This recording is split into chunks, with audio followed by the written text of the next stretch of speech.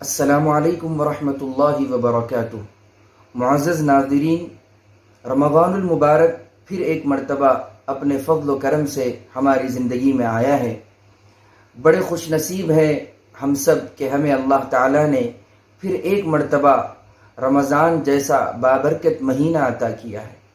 اس مہینے کا تعارف اللہ تعالیٰ نے قرآن مجید میں اس طرح کیا ہے: شہر رمضان الذی انزل فیہ القرآن، رمضان کا مہینہ جس میں قرآن مجید کو اتارا گیا۔ قرآن مجید کیا ہے؟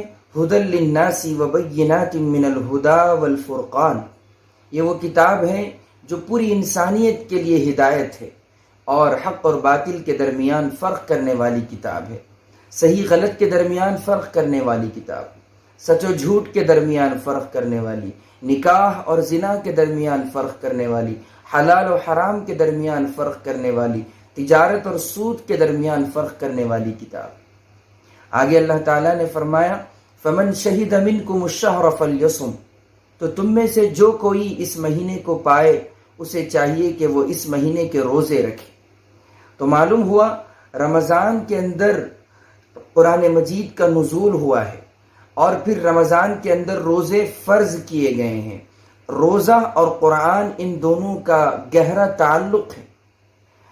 حدیث پاک میں آتا ہے، نبی رحمت صلی اللہ علیہ وسلم نے فرمایا الصیام والقرآن یشفعان للعبد یوم القیامہ، قرآن اور روزہ یہ جو ہے بندے کی شفاعت کریں گے، سفارش کریں گے روز قیامت۔ تو جو اس مہینے کو پائے اسے چاہیے کہ وہ اس مہینے کے روزے رکھے۔ اور رمضان المبارک کے اندر قرآن مجید بہت زیادہ پڑھا جاتا ہے، تراویح کے اندر، اور روزے دار روزے کی حالت میں پڑھتے رہتے ہیں۔ لوگوں کی فکر یہ ہوتی ہے، ہر آدمی کی یہ فکر ہوتی ہے کہ کم از کم میں رمضان میں 2 قرآن تو مکمل کر لوں، ایک تراویح کے اندر مکمل کر لوں اور ایک جو ہے خود پڑھ کر جو ہے میں قرآن مجید کو مکمل کروں۔ تو رمضان کے اندر قرآن مجید بہت زیادہ پڑھا جاتا ہے، جتنا پورا سال نہیں پڑھا جاتا اس سے کئی گنا زیادہ جو ہے رمضان کے اندر پڑھا جاتا ہے۔ تو رمضان المبارک کا تعلق قرآن سے گہرا ہے اور اس مہینے کے اندر روزے فرض کیے گئے ہیں۔ اور پھر اسلام ایک ایسا مذہب ہے کہ یہ اپنے ماننے والوں پر ظلم نہیں کرتا، ان پر مشقت نہیں ڈالتا، ان کو جو ہے وہ ان کا خیال رکھتا ہے۔ اللہ تعالیٰ نے فرمایا کہ فمن کان منکم مریضا او علی سفر فعدۃ من ایام اخر، تم میں سے جو کوئی بیمار ہو یا سفر پر ہو تو اسے چاہیے کہ وہ دوسرے دنوں میں ان روزوں کی قضا کر لے۔ معلوم ہوا کہ اسلام اپنے ماننے والوں کا کیسا خیال رکھتا ہے کہ بیمار ہے تو بیماری کی حالت میں روزہ نہیں رکھ سکتا آدمی، سفر پر ہے تو سفر میں اس کو سہولتیں نہیں رہتی ہے، وہ سفر کی مشقت کی وجہ سے روزہ نہیں رکھ سکتا ہے، تو یہ سہولت دی گئی ہے کہ سفر کے اندر، بیماری کے اندر رخصت ہے کہ تم بعد میں اس کی قضا کر لو۔ اور پھر جو عورت ایام میں ہے وہ روزے نہیں رکھ سکتی ہے تو اس کا بھی خیال رکھا گیا ہے۔ رمضان ایک بابرکت مہینہ ہے، بڑے خوش نصیب ہیں وہ لوگ جو اس مہینے کو پائے اور اپنی مغفرت کرا لیں۔ حضرت سلمان فارسی رضی اللہ تعالیٰ عنہ کا بیان ہے، نبی رحمت صلی اللہ علیہ وسلم شعبان کی آخری تاریخ کو خطاب کیا کرتے تھے، لوگوں تم پر ایک ایسا مہینہ آنے والا ہے کہ اس مہینے کے اندر تم ایک نفل کرو گے تو اس فرض کے برابر ثواب دیا جائے گا، اور ایک فرض کا ثواب 70 فرض کے برابر ہوگا۔ یہ مہینہ ایسا ہے کہ اس مہینے کے اندر جو اس کا پہلا عشرہ جو ہے وہ رحمت کا ہے، دوسرا عشرہ مغفرت کا ہے اور تیسرا عشرہ جہنم سے آزادی کا ہے۔ اے لوگو، یہ صبر کا مہینہ ہے اور صبر کا بدلہ جنت ہے۔ صحابہ سے حضور کہا کرتے کہ لوگو سنو، اس مہینے کے اندر جو کوئی بندہ اپنے روزے دار بھائی کو افطار کراتا ہے، اس کو پیٹ بھر کے کھلاتا ہے، تو اس کے بدلے اللہ تعالیٰ اس کو روز قیامت جو ہے اس کو اس کا ثواب دیں گے اور اس کو پیٹ بھر کر کھلائیں گے۔ اس کو افطار جو بندہ کراتا ہے اس کا ثواب یہ دیا جاتا ہے۔ صحابہ نے عرض کیا، اے اللہ کے نبی صلی اللہ علیہ وسلم، ہم میں سے ہر ایک آدمی یہ طاقت نہیں رکھتا کہ ہر ایک کو پیٹ بھر کر کھانا کھلائے، ہر روزے دار کو اچھی افطاری کرائے۔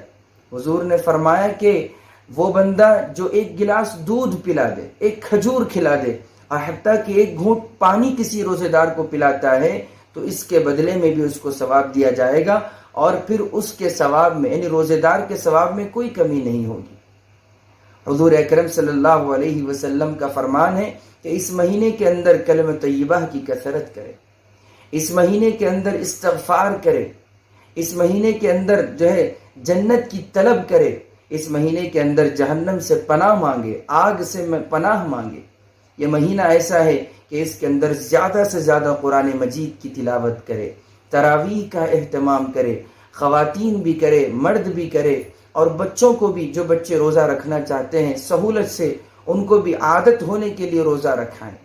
اور جو بندہ جان بوجھ کر اگر یعنی بلا کسی شرعی عذر کے، بغیر کسی وجہ کے روزہ چھوڑتا ہے تو ایسے شخص کے لیے بڑی وعید ہے۔ حضور اکرم صلی اللہ علیہ وسلم حضرت جبریل علیہ السلام نے کہا، اور آپ صلی اللہ علیہ وسلم ممبر پر تشریف لے جا رہے تھے، آپ کے قدم مبارک ممبر پر تھے، اس موقع پر حضرت جبریل نے کہا، ہلاک و برباد ہو جائے وہ شخص جو رمضان کا مہینہ پائے اور اپنی مغفرت نہ کرا لے، اور اس پر حضور نے آمین کہا ہے۔ تو رمضان المبارک کے اندر بڑا بدنصیب ہے وہ آدمی جو رمضان کو پائے اور اپنی مغفرت نہ کرا لے۔ اللہ تعالیٰ سے دعا ہے اللہ تعالیٰ ہمیں اس پورے مہینے کے اندر خوب عبادتیں کرنے کی توفیق عطا فرمائے، اور ہماری زندگی میں بار بار یہ مبارک مہینہ عطا کرے، اور ہم سب کے والدین کی عمروں میں خوب برکت عطا فرمائے، اور جن کے والدین دنیا سے گزر گئے ہیں ان کی قبروں کو نور سے منور فرمائے۔ اللہ تعالیٰ خوب کثرت سے قرآن مجید پڑھنے کی توفیق عطا فرمائے، اور جو حفاظ کرام قرآن مجید سنا رہے ہیں ان کے لیے سہولتیں پیدا فرمائیں، اور جو روزے دار روزہ رکھ رہے ہیں، یقیناً گرمی کے دن چل رہے ہیں، بڑی سخت گرمی ہے، ایسے موقع پر روزہ رکھنا بہت زیادہ ثواب ہے، اور جتنی پیاس کی شدت کو برداشت کریں گے اللہ تعالیٰ کے ہاں اتنا بڑا اجر ہمیں دیا جائے گا۔ اللہ پورے رمضان کے اندر اہتمام کے ساتھ روزے رکھنے کی توفیق عطا فرمائے۔ آمین۔ وآخر دعوانا ان الحمد للہ رب